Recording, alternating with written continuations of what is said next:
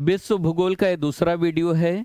इससे पहले के वीडियो में हमने ब्रह्मांड की उत्पत्ति कैसे हुई थी और बिग बैंग सिद्धांत के बारे में गहराई से अध्ययन किया था। आज के इस वीडियो में हम लोग सौर मंडल के बारे में गहराई से अध्ययन करेंगे।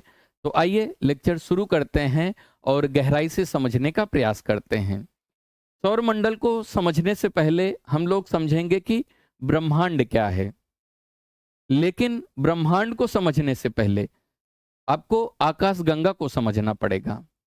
आकाशगंगा जिसे अंग्रेजी में गैलेक्सी कहा जाता है। तो आइए समझते हैं आकाशगंगा क्या होता है। तो याद रखना, आकाशगंगा की आकृति जो है कुछ इस प्रकार होती है। अब सवाल ये उठता है कि आकाशगंगा जिसे अंग्रेजी में गैलेक्सी कहते हैं, तो गैलेक्सी क्या होती है। तो याद रखना, आकाशगंगा जो है वो तारों का समूह होता है। यानी एक आकाशगंगा में बहुत से तारे पाए जाते हैं और उन्हीं तारों के समूह को हम लोग क्या कहते हैं, आकाशगंगा, जिसे अंग्रेजी में गैलेक्सी कहा जाता है। तो उसकी आकृति कुछ इस प्रकार होती है। तो आकाशगंगा में ऐसे बहुत से तारे पाए जाते हैं। अब सवाल ये उठता है कि एक आकाशगंगा में कितने तारे होते हैं। तो याद रखना, एक आकाशगंगा में लगभग 100 अरब तारे होते हैं। यहाँ पे एक आकाशगंगा है। आकाशगंगा जो होता है तारों का समूह होता है। और एक आकाशगंगा में कितने तारे होते हैं, तो याद रखना, एक आकाशगंगा में जो है 100 अरब तारे होते हैं। अब सवाल ये उठता है कि 1 अरब कितना होता है। तभी तो हम 100 अरब को समझ पाएंगे। तो 1 अरब कितना होता है ना। यहाँ पे 1 है। 1 अरब बराबर 100 करोड़। 100 करोड़ को हम लोग क्या कहते हैं, 100 करोड़ को 1 अरब कहते हैं। 100 करोड़ को 1 अरब कहा जाता है। और एक आकाशगंगा के अंदर 100 अरब तारे होते हैं। आप अनुमान लगा सकते हैं कि एक आकाशगंगा के अंदर कितने तारे मौजूद हैं। कितने तारे हैं, 100 अरब तारे हैं। अब सवाल ये उठता है कि हमारे ब्रह्मांड में कितनी आकाशगंगाएं हैं। तो याद रखना, हमारे ब्रह्मांड में लगभग 100 अरब आकाशगंगाएं स्थित हैं। ब्रह्मांड की विशालता को समझने का प्रयास कीजिए आप। एक आकाशगंगा में जो है 100 अरब तारे होते हैं। 1 अरब का मतलब होता है 100 करोड़। 1 अरब कितना होता है, 100 करोड़ को 1 अरब कहा जाता है। उस प्रकार एक आकाशगंगा में लगभग 100 अरब तारे होते हैं। और हमारे पूरे ब्रह्मांड में कुल 100 अरब आकाशगंगाएं स्थित हैं। तो आप समझ सकते हैं कि ब्रह्मांड कितना विशाल है। ये अनुमान लगाया जा रहा है, इससे और अधिक हो सकते हैं। अभी तक हमें सिर्फ इतनी जानकारी ही है। हमारा सूर्य जो है जिस आकाशगंगा में स्थित है उसे मंदाकिनी आकाशगंगा या मिल्की वे कहते हैं। ये मान लेते हैं एक आकाशगंगा है। इस आकाशगंगा के एक किसी कोने में हमारा सूर्य भी स्थित है। तो हमारे आकाशगंगा का नाम दिया गया है। आपसे परीक्षा में पूछा जा सकता है कि हमारे आकाशगंगा को क्या कहा जाता है। तो याद रखना, हमारे आकाशगंगा को हम लोग मंदाकिनी कहते हैं, नहीं तो इसे हम लोग मिल्की वे भी कहते हैं। हमारे आकाशगंगा का नाम है। सूर्य जो है हमारी आकाशगंगा की अरबों तारों में से एक तारा है। सूर्य क्या है, एक तारा है। हमारी आकाशगंगा में, मिल्की वे में अरबों तारे मौजूद हैं। उस अरबों तारों में से हमारा सूर्य भी क्या है, एक तारा है। हमारे सौर मंडल में सिर्फ एक तारा है जो सूर्य है। अभी तक हमें लगता था कि हमारे सौर मंडल में बहुत से तारे हैं, लेकिन याद रखना, हमारे सौर मंडल में सिर्फ एक तारा है। परीक्षा में कई बार पूछा जा चुका है कि हमारे सौर मंडल में कितने तारे हैं। तो याद रखना, हमारे सौर मंडल में सिर्फ एक तारा है और वो एक तारा कौन है, वो सूर्य है। अब हम समझेंगे सौर मंडल क्या है। सौर मंडल की परिभाषा को समझते हैं। कोई पूछेगा सौर मंडल किसे कहते हैं, तो आप उसको बता देना। सूर्य के चारों ओर चक्कर लगाने वाले 8 ग्रह, उपग्रह तथा कुछ अन्य खगोलीय पिंड जैसे क्षुद्र ग्रह, धूमकेतु, उल्का पिंड, मिलकर क्या करते हैं, हमारे सौर मंडल का निर्माण करते हैं। और हमारे सौर मंडल का जो मुखिया है, जो हेड है, वो कौन है, सूर्य है। सौर मंडल क्या है, सूर्य के परिवार को ही हम लोग क्या कहते हैं, सौर मंडल कहते हैं। तो सूर्य के परिवार में कौन कौन है, तो याद रखना सूर्य बीच में है, उसके चारों ओर चक्कर लगाने वाले कुछ खगोलीय पिंड हैं, जैसे कि 8 ग्रह हैं। 8 ग्रह के अलावा उपग्रह भी है। उपग्रह के अलावा क्या है, क्षुद्र ग्रह है, धूमकेतु है, उल्का पिंड है। ये सब मिलके हमारे सौर मंडल का निर्माण करते हैं, जिसका मुखिया क्या है, सूर्य है। यहां तक क्लियर है। आइए अब हम समझते हैं सूर्य की संरचना, जिसे अंग्रेजी में स्ट्रक्चर ऑफ सन कहा जाता है। बहुत इंपॉर्टेंट है, यहां से बहुत से क्वेश्चन परीक्षा में पूछे जा चुके हैं, तो अच्छे से आपको इसको समझना है। तो ध्यान दो, सूर्य का वह भाग जो हमें आंखों से दिखाई देता है उसे फोटोस्फीयर या प्रकाश मंडल कहते हैं। प्रकाश मंडल क्या है, जब आप सूर्य को देखोगे तो सूर्य का जो ऊपरी भाग चमकता हुआ हमें दिखाई देता है, उसे अंग्रेजी में हम लोग फोटोस्फीयर कहते हैं, और हिंदी में उसे क्या कहा जाता है, प्रकाश मंडल कहा जाता है। आपसे कोई पूछेगा प्रकाश मंडल क्या है, तो बता देना, सूर्य का वह बाहरी भाग जिसे हम आंखों से देखते हैं उसे क्या कहते हैं, प्रकाश मंडल कहते हैं। प्रकाश मंडल को ही अंग्रेजी में क्या कहा जाता है, फोटोस्फीयर कहा जाता है। सूर्य का वह बाहरी भाग जो केवल सूर्य ग्रहण के समय दिखाई देता है उसे हम लोग कोरोना कहते हैं। कोरोना एक बीमारी भी है। अगर हम सूर्य की बात करें, सूर्य के संबंध में कोरोना क्या है, तो याद रखना, सूर्य का वह बाहरी भाग जो केवल सूर्य ग्रहण के समय दिखाई देता है उसे क्या कहते हैं, कोरोना कहते हैं। सूर्य ग्रहण की स्थिति कब होती है, जब पृथ्वी और सूर्य के बीच में चंद्रमा आ जाती है, तो ऐसी स्थिति में क्या होता है, सूर्य ग्रहण होता है। जैसे मान लेते हैं सूर्य है, सूर्य के बीच में क्या आ गया, चंद्रमा आ गया। तो जब हम ऐसी स्थिति में सूर्य को देखेंगे तो यहाँ पे एक रिंग जैसा चमकता हुआ हमें सूर्य का भाग दिखाई देगा। उस स्थिति को हम लोग क्या कहते हैं, कोरोना कहते हैं। कोरोना हमें कब दिखाई देता है, सूर्य ग्रहण के समय सिर्फ दिखाई देता है। समझा, ठीक है, आगे समझो। कभी कभी प्रकाश मंडल से, प्रकाश मंडल क्या है, मैंने बताया कि सूर्य का वह भाग जो हमें आंखों से दिखाई देता है उसे क्या कहते हैं, प्रकाश मंडल। तो कभी कभी क्या होता है, प्रकाश मंडल से परमाणुओं का तूफान बहुत तेजी से निकलकर जो सूर्य की आकर्षण शक्ति को पार कर अंतरिक्ष में चला जाता है उसे सौर ज्वाला कहते हैं। सौर ज्वाला क्या होता है, सूर्य से क्या होता है, प्रकाश निकलता है। कभी कभी क्या होता है, यही प्रकाश सूर्य से निकल के इसकी जो आकर्षण शक्ति यानी ग्रेविटेशनल फोर्स है उसे पार करके अंतरिक्ष में चला जाता है, उसे क्या कहा जाता है, उसे सौर ज्वाला कहते हैं। सौर ज्वाला कहाँ से निकलता है, प्रकाश मंडल से निकलता है। सूर्य का जो ऊपरी भाग है जो चमक रहा है, यही प्रकाश कभी कभी क्या होता है, बहुत तेजी से बाहर निकल जाता है, अंतरिक्ष में चला जाता है। इसी को हम लोग क्या कहते हैं, सौर ज्वाला कहते हैं। सौर ज्वाला जब पृथ्वी के वायुमंडल में प्रवेश करता है तो हवा के कणों से टकराकर रंगीन प्रकाश उत्पन्न करता है।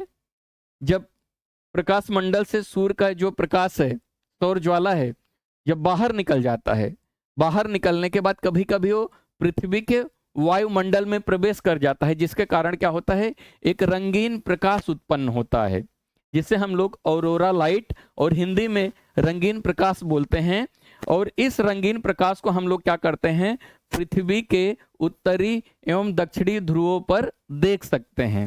ये जो सौर ज्वाला है कभी कभी क्या होता है, पृथ्वी के वायुमंडल में प्रवेश कर जाता है, जिसे हम लोग पृथ्वी के उत्तरी ध्रुव और दक्षिणी ध्रुवों पर देख सकते हैं, जो हमें चमकता हुआ दिखाई देता है प्रकाश जैसे। ऑरोरा लाइट, एक लाइट उत्पन्न होता है। जैसे मान लेते हैं पृथ्वी है, ये उत्तरी ध्रुव है और ये दक्षिणी ध्रुव है, तो जब सौर ज्वाला यहाँ पे पहुंचेगा तो यहाँ पे और यहाँ पे हमें वो चमकता हुआ दिखाई देता है। तो इसे क्या कहा जाता है, तो याद रखना, उत्तरी ध्रुव पर इसे ऑरोरा बोरियालिस कहते हैं और पृथ्वी के दक्षिणी ध्रुव पर इसी प्रकाश को हम लोग ऑरोरा ऑस्ट्रियालिस कहते हैं। सौर ज्वाला जहां से निकलता है वहां काले धब्बे दिखाई देते हैं। आपसे परीक्षा में पूछा जा सकता है कि काले धब्बे क्या हैं, तो काले धब्बे को ही हम लोग क्या कहते हैं, सौर कलंक कहते हैं। अब सौर कलंक क्या है, ध्यान दो। सूर्य से जहां से प्रकाश, यहां मान लेते हैं सूर्य का प्रकाश है, यहां से प्रकाश निकल के अंतरिक्ष में चला गया तो ए वाला जगह क्या हो जाता है, खाली हो जाता है।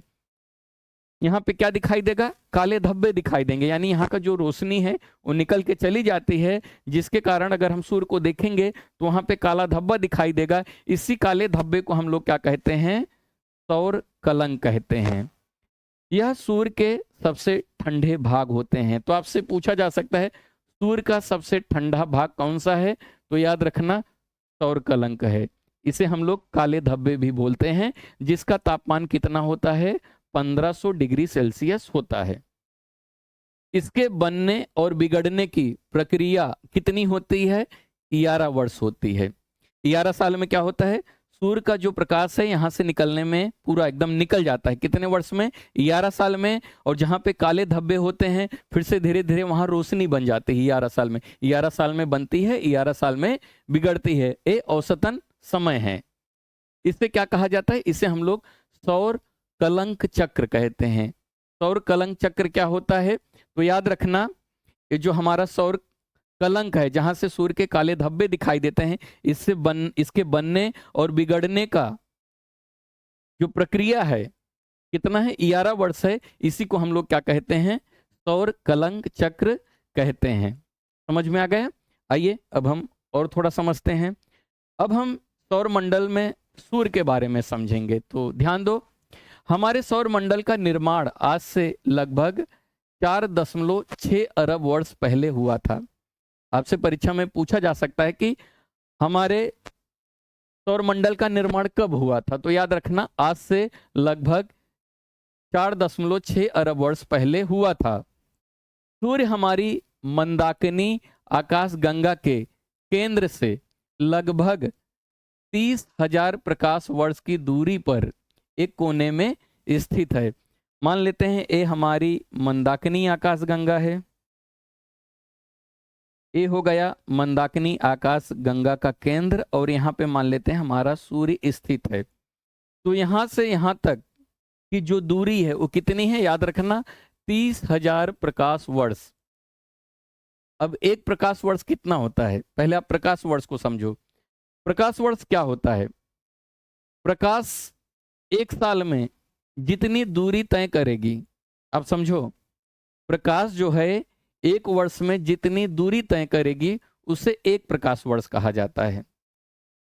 अब प्रकाश की गति कितनी है, तो याद रखना 1 सेकंड में, सिर्फ 1 सेकंड में प्रकाश जो है 3 लाख किलोमीटर की दूरी तय करती है।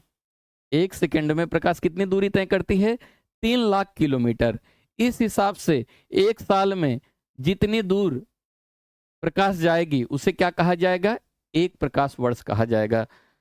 तो हमारा सूर्य जो है हमारी मंदाकिनी आकाश गंगा के केंद्र से कितनी दूरी पर स्थित है, तो याद रखना 30,000 प्रकाश वर्ष की दूरी पर एक कोने में स्थित है। सूर्य हमारी मंदाकिनी आकाश गंगा के केंद्र का एक चक्कर लगाने में लगभग 25 करोड़ वर्ष लगाता है। सूर्य क्या करता है, हमारी जो मंदाकिनी आकाश गंगा है उसके केंद्र का चक्कर लगाता है। तो मंदाकिनी आकाश गंगा के केंद्र का सूर्य को एक चक्कर लगाने में कितना समय लगता है, तो याद रखना 25 करोड़ वर्ष लगता है।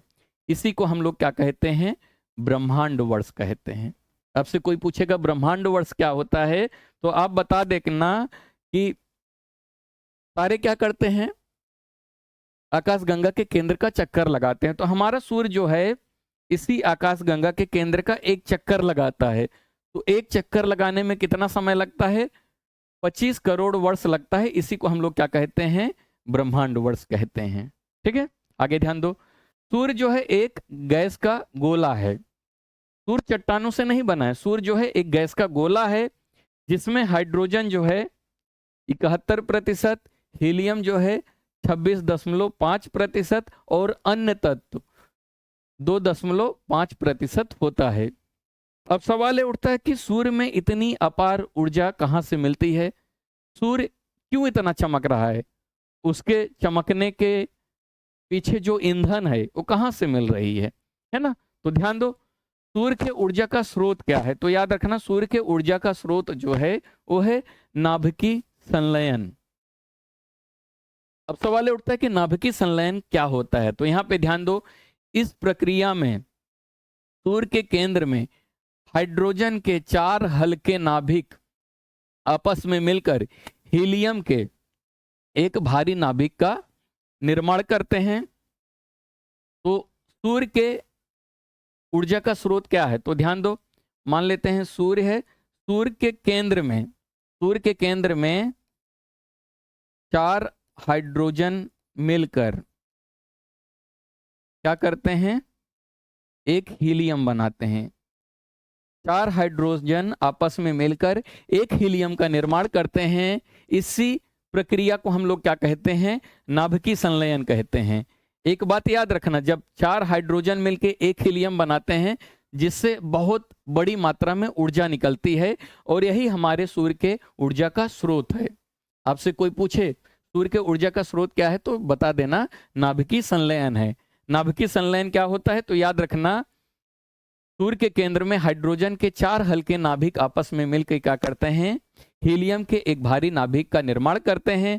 इस प्रक्रिया में क्या होता है, बहुत ज्यादा ऊर्जा मिलती है। सूर्य पृथ्वी से लगभग कितना दूर है, याद रखना 15 करोड़ किलोमीटर, लगभग 15 करोड़ किलोमीटर दूर है हमसे। हम पृथ्वी पे रहते हैं, हमारे और सूर्य के बीच में दूरी कितनी है, 15 करोड़ किलोमीटर की दूरी है। सूर्य के बाहरी सतह का तापमान कितना है, तो याद रखना लगभग 6000 डिग्री सेल्सियस है। आज के इस वीडियो में हम इतना ही अध्ययन करेंगे। अगले वीडियो में हम लोग सूर्य के जो 8 ग्रह हैं उनके बारे में गहराई से अध्ययन करेंगे। वीडियो कैसा लगा कमेंट करके जरूर बताइएगा, और अगर अभी तक इस चैनल को आपने सब्सक्राइब नहीं किया तो कर लीजिए। बाकी विश्व भूगोल का जितना भी वीडियो है आप प्लेलिस्ट में जाके वो सभी वीडियो एक साथ देख सकते हैं, जिसका लिंक मैंने नीचे डिस्क्रिप्शन में दे दिया है। वीडियो देखने के लिए धन्यवाद।